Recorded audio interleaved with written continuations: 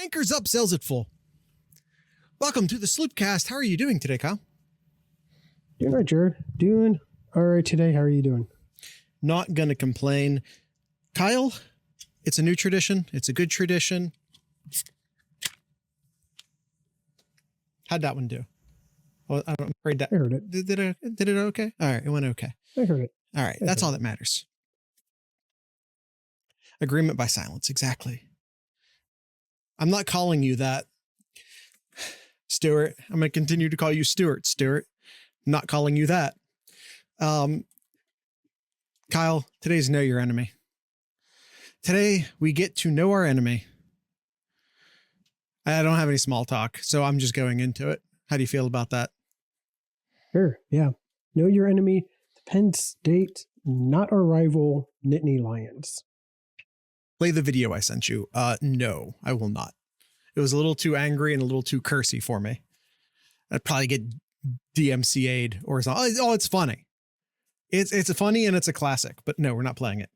It's a Penn State fan yelling that they always lose to Ohio State and why don't we go play in the SEC? If you've seen it, it's great, but I'm not going to play it here. All right. Know your enemy, the Nittany Lions, as Kyle already said. Let's get the cheat sheet up. Let's get the scouting report up. This is the scouting report. I didn't have a name for this board until just right now. We're going to call it the scouting report. How about that? I'm good with that. All right. All right. James Franklin entering his 11th season at Penn State. Now, despite the fact that he is entering his 11th season at Penn State, he does have two new coordinators from Kansas, Andy Kotlik. I can't say it. Not going to try. And defensive coordinator, a guy who everyone here in the Big Ten knows, Tom Allen, the former head coach in Indiana. The offensive coordinator comes from Kansas. And I have to say, Kotelnicki. Thank you, Esquire. I have to say, and maybe it's a scheduling thing. We can talk about Penn State's wins and losses here in a second. Maybe it's a scheduling thing, but Penn State does look a lot better this year than they have in previous years. And I think maybe the coordinators deserve a little bit of credit for that, because I've not seen a Penn State team quite this, at the very least, consistent in a very long time. You say consistent, Jared. This is by Penn State standards of consistency, to be fair. This is by James Franklin. Okay. You know how on Scarlet and Grade we grade on a curve based off of expectation? All right. Glad we're on the same page. Winning by 7 against Bowling Green. That was in September. Only putting up 21 to a really bad UCLA team. I hear you. Okay. Just making sure we're on the same page. But yeah. How about a USC team who is sub 500 in the Big Ten, and currently a resident of our M tier, only beating them by 3 points. Yeah, fair. Now, Wisconsin came into last week's game with a fair amount of steam, I would say, a fair amount of momentum. And granted, the 28-13 score doesn't tell the full story of that Wisconsin game. Penn State does get 2 late touchdowns. That game was a real football game at the beginning of the fourth quarter. Mm-hmm. It was, yeah. But they still beat a pretty decent Wisconsin team by 2 scores, or 3 scores, actually. Well, depends on how 2-point converting we want to get. The important thing out of that game is the quarterback, Drew Aller, going down with an injury. So uncertainty if he's going to be playing this game here. So we're going to be looking at both Drew Aller and Bo Pribula as well to Pribula. to get to know them here. So I believe it rhymes with a lot of us know about Drew Aller already. Former Ohio went on over to Penn State to play. A lot of maybe not hype, but there was a lot of potential with Drew Aller. By the time, and he was like Ohio kids tend to do, late riser in the recruiting rankings. I think when it finished up, he was the number 1 ranked quarterback, if I'm not mistaken. If not, he was in like the top 2 or 3. Point being that all quarterbacks. Do they even? You are correct. Yeah. Now, when he committed to Penn State, he was much lower on that list. And Ohio State, I forget what year that was. But Ohio State had someone in the, I think, wasn't that the year that, Ewers was Ewers' original class before he reclassified? I think that's what happened. So Ohio State had Ewers, but then Ewers reclassified. And then Ohio State then went and said, "Hey, Drew, we suddenly have a quarterback opening in this class. You want to hop over?" But he was committed to Penn State for months and months and months at that point. And 1 year off. He was in 21. It was a good story, 22, though. 22 classes with CJ Hicks, Sony Styles, Tegra, Devin Brown. Yeah. But that group. But what year was yours? He was supposed to be in 22. Yeah, he went to 21. That's what I said. Okay. All right. Quit gaslighting me, Kyle. So you have Drew Aller, who's more of your pocket quarterback, and then Bo. It's kind of that Swiss Army knife there. You look at his stats here, not a lot of stats, not a lot of snaps from him. Jeez, yeah. I cannot talk. Only 23 attempts, 18 completed. Really good percentage with the little stats that he has right now. But also 21 rushes for 133 yards. He's basically mobile and basically the same number of runs as he has pass attempts, which is probably pretty telling.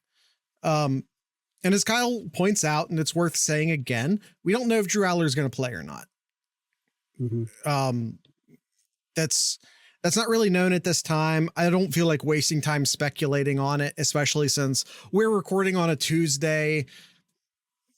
So much will change between now and Saturday as far as, potential news reports and leaks and whatnot. So I don't even want to speculate on it. But this is a game that is very notable due to injuries. Penn State might be without their starting 5-star, multi-year starting quarterback. That's huge. Mm-hmm. They don't have a good crew of wide receivers to bail out Bo. They do have a very talented tight end in Tyler Warren. He's not he's a true tight end. I'll say that. He's not like a hyper athletic guy. He's not like a wide receiver playing tight end. He's very much a true tight end. Kyle, he has more receptions, or the same amount of receptions. He has the same number of receptions as Penn State's top 3 wide receivers combined. I'm going to say that again. The top 3 wide receivers for Penn State combine all of their receptions, and that's the same number of receptions by Tyler Warren alone.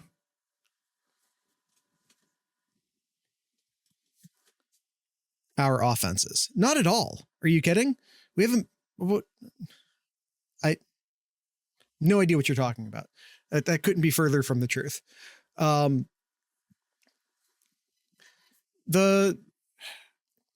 Ohio State's side, and I'm mostly talking to a group of Ohio State fans doing this podcast. I don't have to tell you all of the drama in relationship to Ohio State's offensive line. Urban Meyer press conference, Urban Meyer. Wow.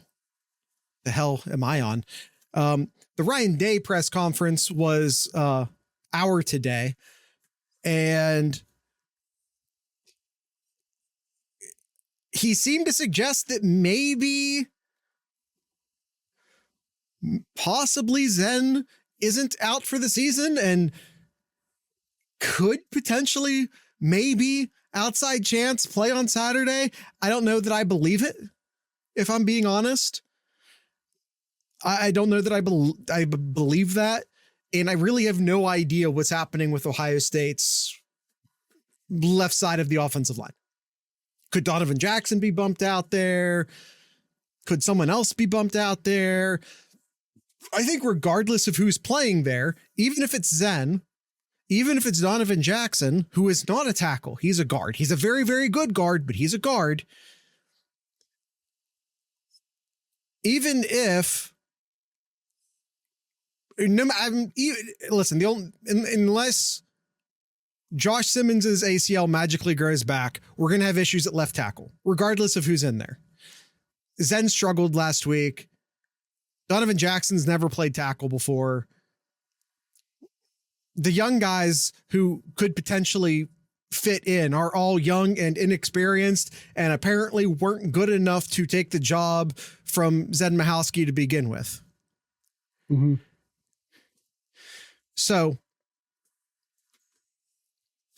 Ohio State's going to struggle at left tackle regardless, which is terrifying because Penn State has Abdul Carter,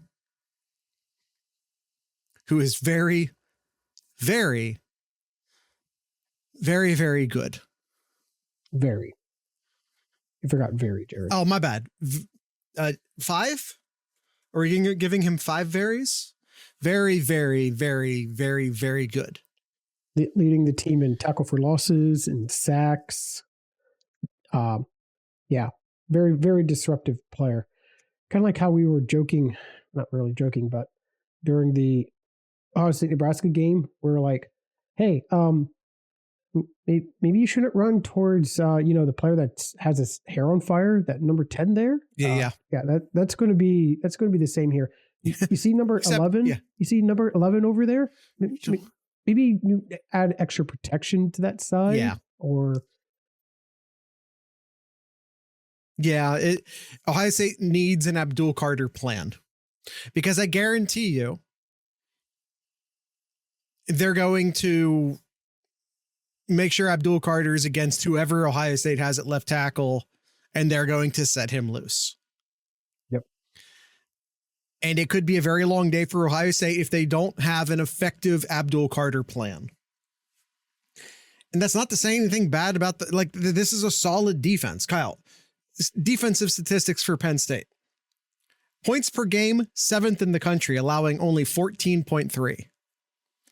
Pretty good. Yards per game, only allowing 267.7 a game, 4th in the country. Yards per play, 4.3, which is 8th in the country. Yards per rush, 3.2 allowed per play, 14th in the country.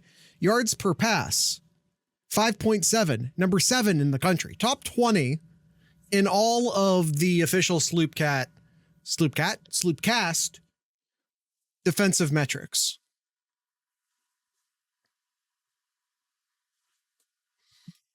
This is a good defense. But can we run that on the how good of offenses they've played here? Please go. I mean, no, there's a case to be made there, and I said it at the beginning.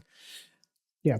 Have these coordinators turned around Penn State, or has the schedule been light?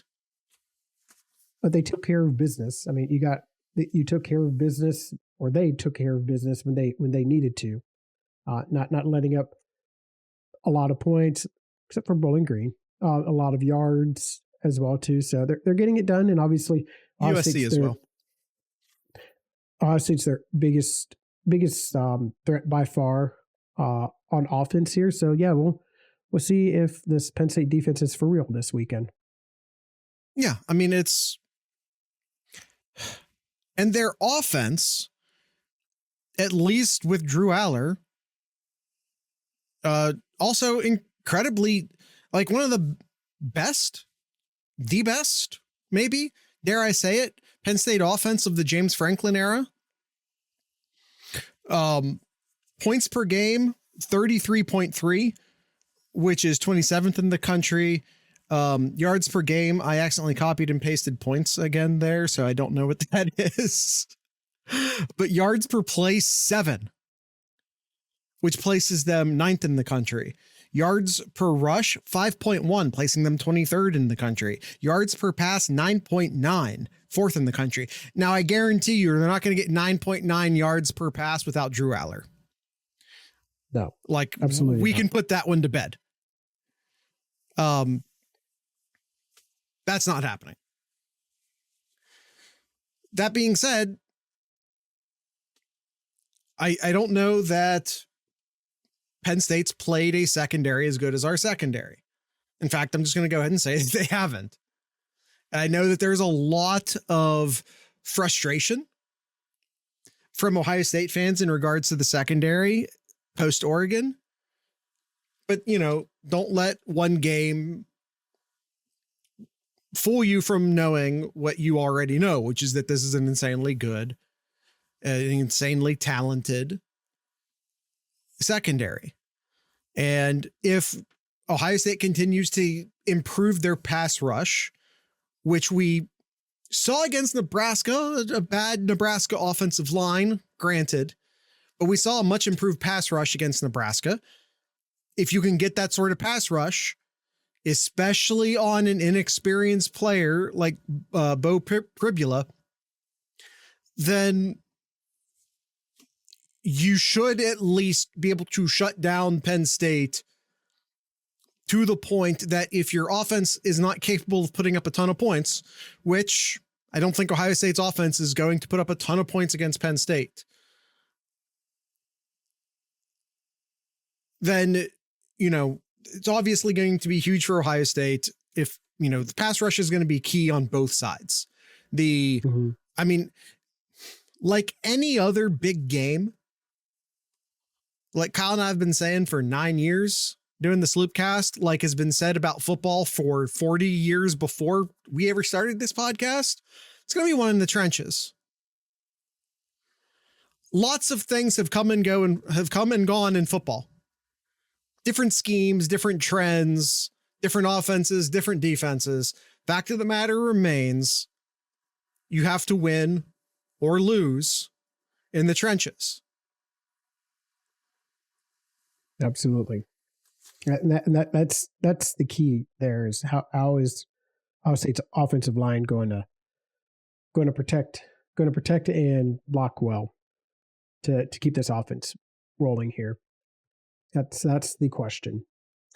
Absolutely. Penn State has a great pair of safeties in Reed and Wheatley, leading the team in tackles. The two of them are defensive tackle Zane Durant, really good pair of corners in Washington and Harris. Is this a trap? No. It's not a trap. Penn State is ranked higher than Ohio State currently. What are you talking about? How could this be a trap? This is and we're playing there. Like this, you just win this game. We're favored barely. 3.5 points. Favored by a field goal.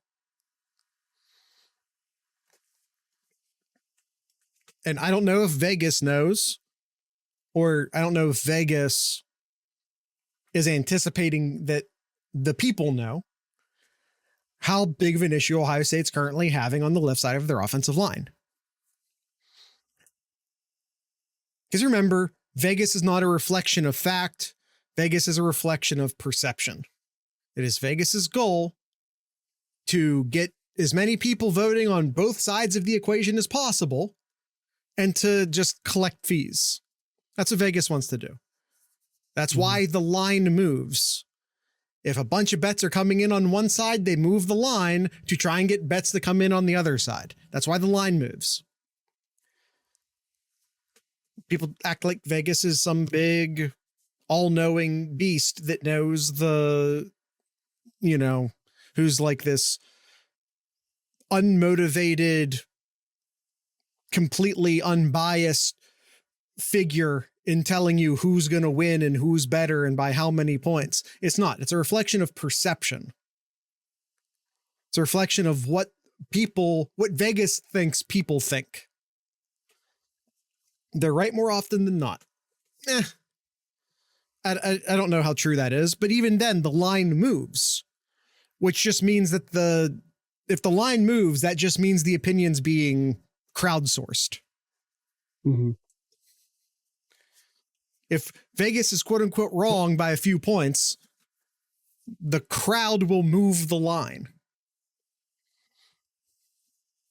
I think one of the big things here, not really to Penn State, but towards Ohio State, is that Ohio State will be getting Reese back in the game. Yeah, good point. All game, not just the second half here, as Ohio State did win that appeal against the Big Ten Conference to let Reese play all game here. Yeah. And they reviewed it and determined it was not targeting. And that will be huge, especially if Aller can't play. Because if Aller can't play, Ohio State will probably shift into a 4-3, which means 100%. Which means that Reese won't be in this game. Or excuse me, that Reese will be in this game and be a lot more in this game. You'll see, like I said, more of a 4-3 front as opposed to the 3-3 or the 4-2 front. All right, Kyle. I think we've sufficiently got to know our enemy, Penn State. So let's go ahead and take a quick ad break and tell everyone that there are some ads upcoming. If you're listening to the podcast feed, there are some ads upcoming. If you want to avoid those ads, you can go to patreon.thesloopcast.com where you can get your very own private podcast feed that doesn't have the ads imported into it by our podcast service. So you get an ad-free listening experience. You get early access to the episode, especially like the Sloop Picks episode. You typically will get that one very early. I've been posting the Know Your Enemy and the Sloop Picks like at the same time, like Wednesday night, as opposed to the Friday morning that you normally have to wait for the Sloop Picks. So you get early access to episodes. You get ad-free listening on episodes. Come join our Discord server. Our YouTube page is youtube.thesloopcast.com. We have a bunch of different links. So if you want to find any of those links that I already mentioned, or our Spotify page, or our Apple Music page, or any other pages, you can just visit thesloopcast.com and find a list of all of our links. So here are those ad breaks now. Okay, Kyle. It's time to do our predictions. Are you ready? Let's do this. All right. Ohio State player to watch. Let's bring in the guest and give him speaking privileges. Stuart would like us to let everyone know that he is our guest picker this week. He's currently going by the name Nut Zach in our chat below. We always call him Stuart. And in the spreadsheet that we have where people submit their guest picks, we always ask him, hey, what would you like us to call you? He said Daddy, which I'm just going to let you know I'm not going to do that. So we'll be calling you Stuart.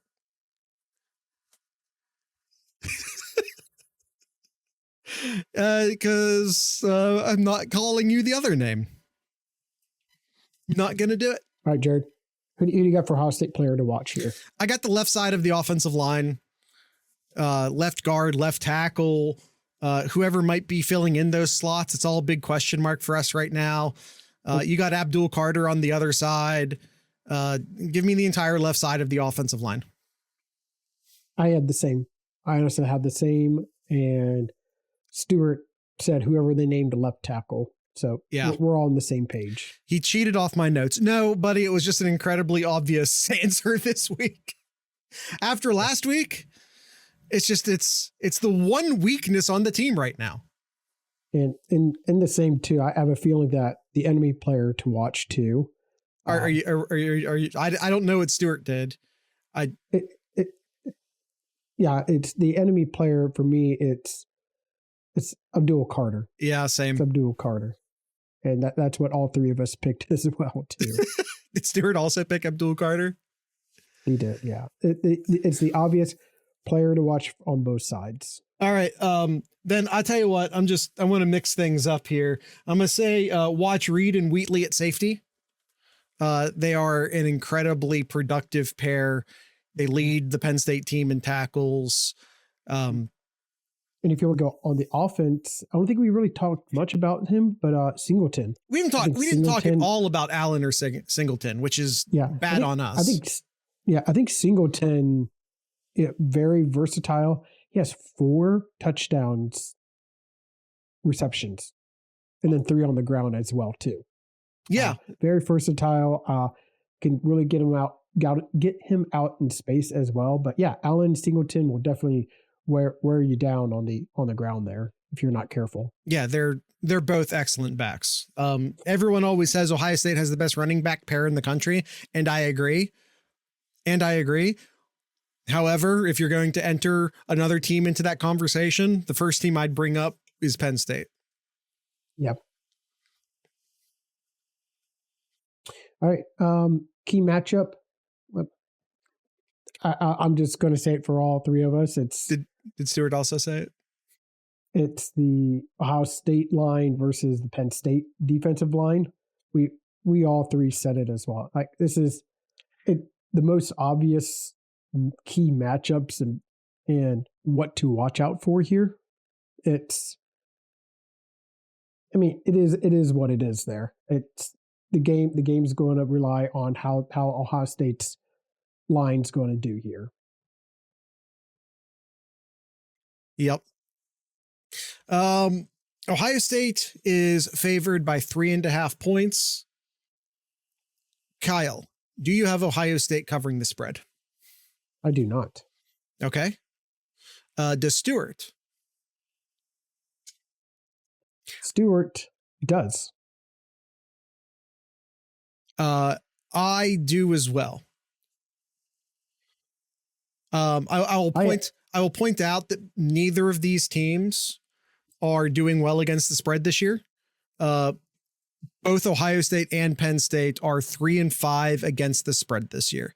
So neither team has a winning record against the spread. Yep. What do you have for the final score in this game, Jared?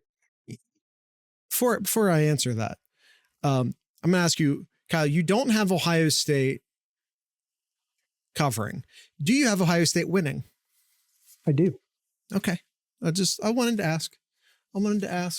I have final score: Ohio State 28, Penn State 17.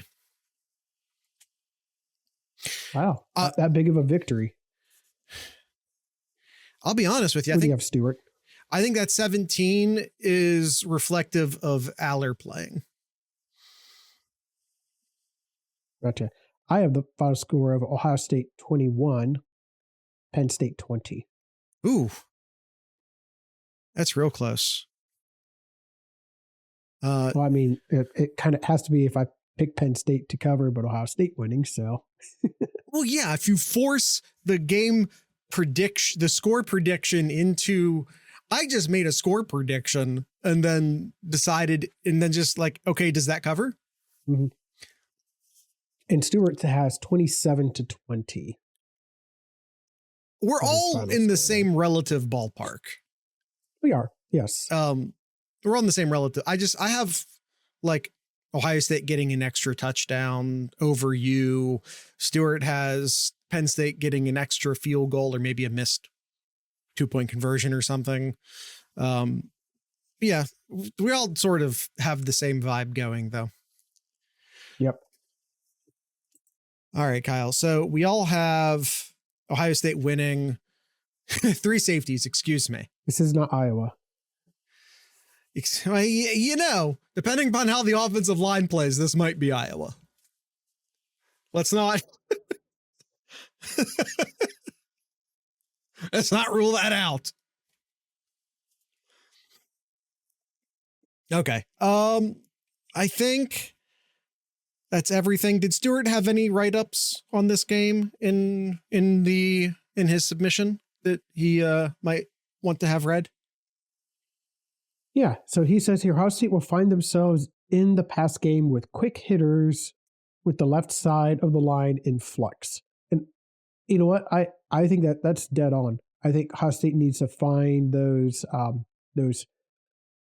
quick hitters. I think that's a good way of putting it. Those slants, quick ways to get the ball out. I'm not a fan, especially against this type of defense. I'm not a fan of Ohio State trying to run screenplays. No. Penn State's going to be too talented to do screenplays. So yeah, get your players to do slants, to do quick routes, so that Howard, who's been really accurate this year, he's been very accurate in getting that ball out, getting it to the receiver's hands there, getting the opportunity to catch the ball and make a play. I think that's really critical, and I think that's what Ohio State should focus on in this game here. Stewart goes on here and says, I think we'll have a big day out of Emeka and perhaps Quinshawn on slants. Look for the tight ends to be involved in the run game early and the pass game off of that. Yeah, Stewart said down in the chat here, expect a big day from G Bennett and Jelani. I have said this I know I said this during Scarlet and Gray, and I know I've said it in the Discord server. I started off saying it in a kidding manner. I wouldn't be shocked to see an offensive lineman get reps at tight end.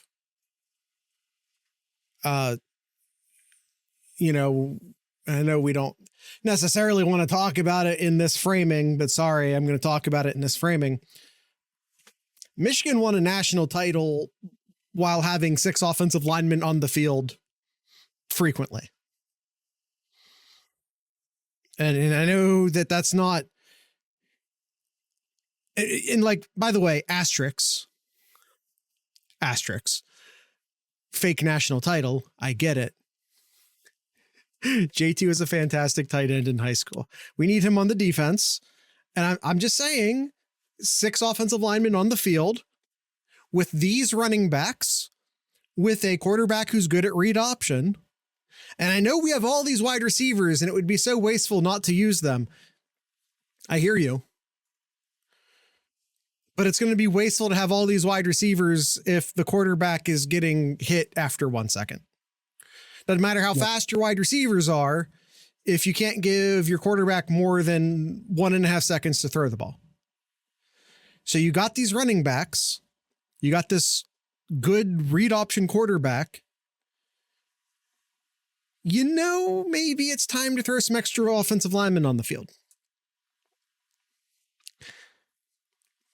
Let's go full Urban Meyer at this. Let's go full Woody Hayes at this.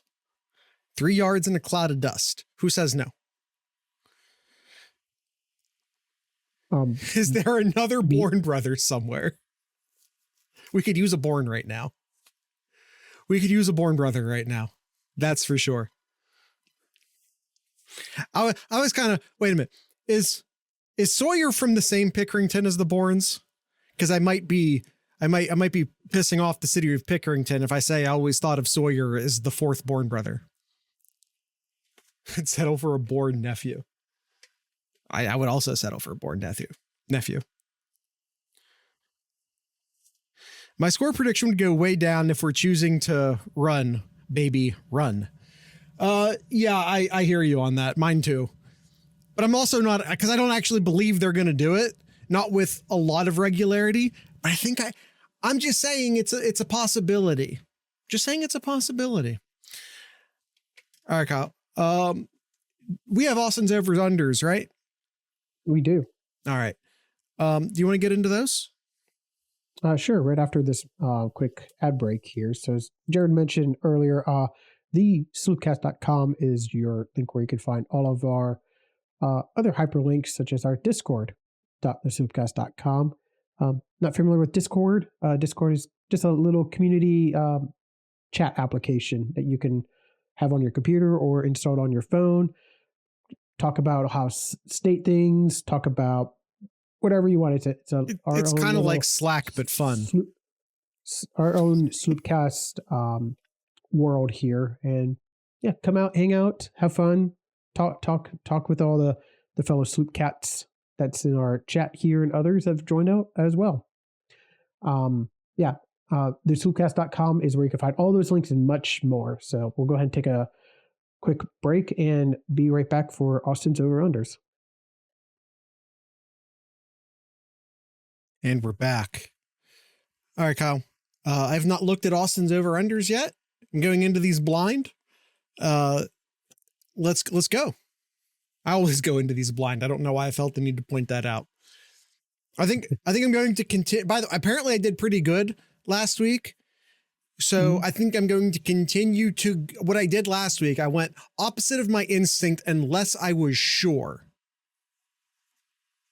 Read my answers, boys. Did you give answers to Austin's over-unders? Where can we find those? Oh, not yet? Okay. Well, you're going to do it in the chat? Okay, he's going to do it in the chat. All right, cool.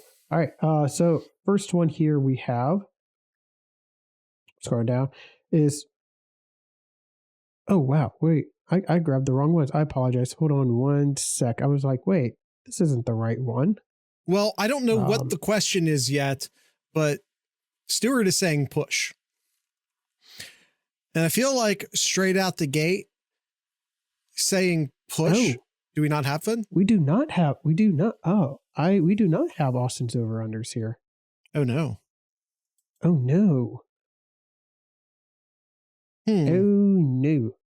Well, do we have any other Ask Sloopcast questions that we can do in the meantime? So Dinger asks, considering the 12 to 14 team playoff is better to have a win all the little games, but find a way to lose the big ones, coach, versus a coach that's competitive in the big ones, even though they drop a clunker to an unranked team every year. I mean, I don't know why that has to be. So he's like saying you want Urban Meyer or Ryan Day is what he's asking. Mm-hmm. Yeah. But also not just Urban Meyer, like literally every coach. I said this in the Discord server because, ever since the Oregon game, people have been hard, and I get it. People have been super hard on Ryan Day, and I get it. He can't win the big games, yada, yada, yada. And to that, I will say, go find another coach. Send me the answer. Go find me another coach 6 years into his tenure, which is where we are with Ryan Day in his 6th year at Ohio State, who has never lost to an unranked team in 6 years. And I know that some of you out there, and shame on you, are saying he's born on third base. First off, quit quoting Harbaugh. You're an Ohio State fan. Jesus Christ, get some pride. Second, 6 years into his tenure, how many players on the current roster played for Urban Meyer? 0. How many players on the current roster were recruited by Urban Meyer? Probably 0. Maybe someone committed super early. I'm not sure, but probably 0. Jack Sawyer, no, he did not. Yep. Okay. Did he commit? So someone who committed super early. I'm still not sure that's true, but whatever. We can fact check it later. Point is, he never played for Urban Meyer. Ryan Day has turned over, with the exception of Larry Johnson, the entire coaching staff. This is not Urban Meyer's team anymore. This is not Urban Meyer's team anymore. This is Ryan Day's team. So, yeah, he inherited a great team, but that team's gone. This is Ryan Day's team now. And he has not lost to an unranked team in 5.5 years, 5.5 seasons.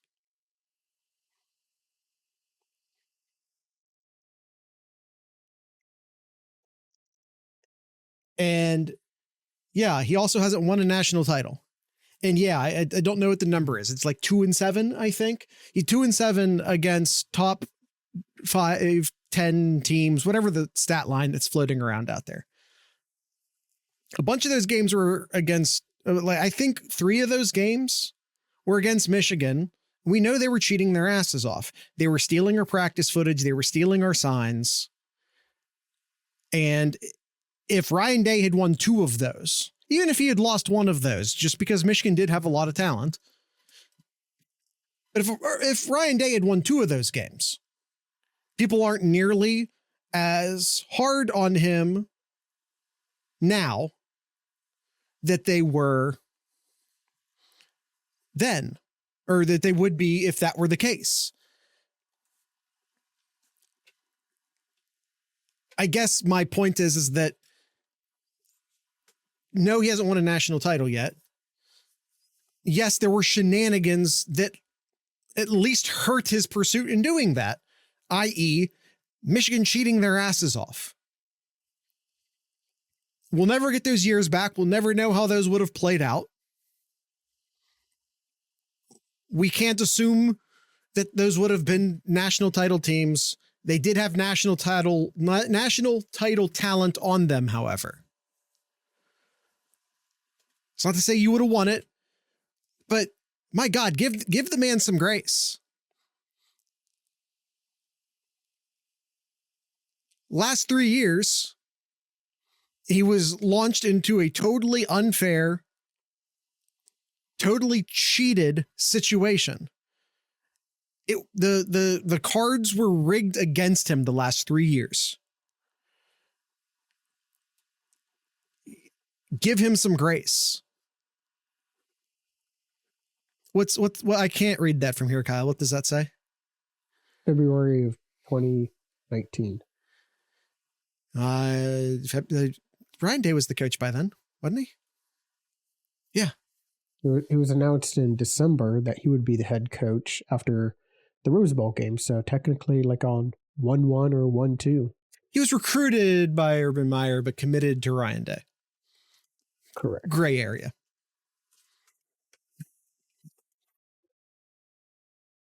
Larry Johnson's guy regardless. But yeah. Yep. Are we getting over-unders from Esquire in the chat? Is that what's happening? 25 pass attempts from Will Howard. Honestly, in this game, I hope it's over. Ooh, I don't know. This might be a run game. We might get the 6th offensive line. Not from what we've seen last week, Jared. No. I don't think the pass game is going to go all that much. We'll see what they try. They might legitimately go with some heavy tight end sets or some 6 offensive lineman sets. We'll see. I'm going to say under on 25. 8.5 rushing attempts by non-running backs.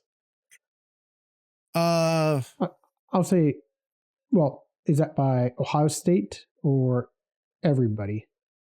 Yeah. I'm going to guess you mean Ohio State. I'm going to assume he means Ohio State. So, yeah, I'm going to say under. Ohio State only. Yeah, under. I'm going to say because they mentioned in today's press conference that they are really trying to not have Howard run because they are afraid of getting him hurt. Hey, Kyle. Rule 1, buddy. Yes, there is that too. Rule 1. Give me the over. They're going to have to try some shenanigans to run the ball. That's all I'm saying. Okay. Ohio State, or 1.5 turnovers forced by Ohio State's defense. It's been a while, Jared. It's been a while, but we are way overdue, Jared, for a pick 6 in a Penn State game. Yeah, man, this is a situation which I really wish I knew if it was Aller or Pribula.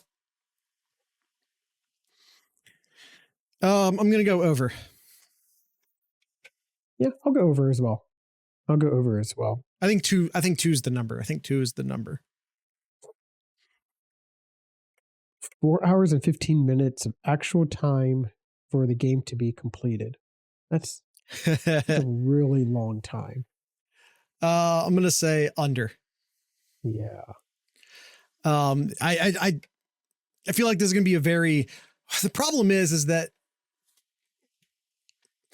there's going to be a lot of punts, which means a lot of commercials, which means the game could go on for a while. So it just depends upon how successful the running game is for each team.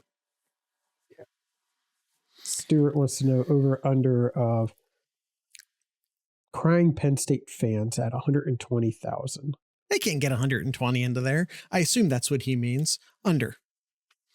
We're just doing stadium capacity. I'm interpreting that as stadium capacity. I'm going under. I'm reading that. He just said, he doesn't say in the stands. He just says fans in general. Well, if it's just fans in general, it's way over. I don't know how we do a post. I don't know how we get the answer to how many Penn State fans cried. Mm-hmm. All right. Do we have okay, over under new nicknames by Gus Johnson for an Ohio State player? For an Ohio State player. I'm gonna say no, but I would. So you're gonna always love a new. So under, always love a new one from him. I'm gonna say over. I'm gonna say we get a new nickname this week. Bonus points. Who's that going to be? Tyleek Williams.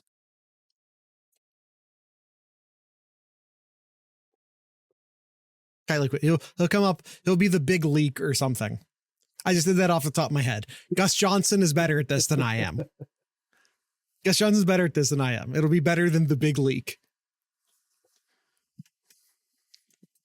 All right, anything else you want to talk about or cover? No, I think we're scared away. Gus was ha-hawing Nebraska field goals last week, so he's itching for something. He was very excited over Nebraska kicking field goals. And I get it.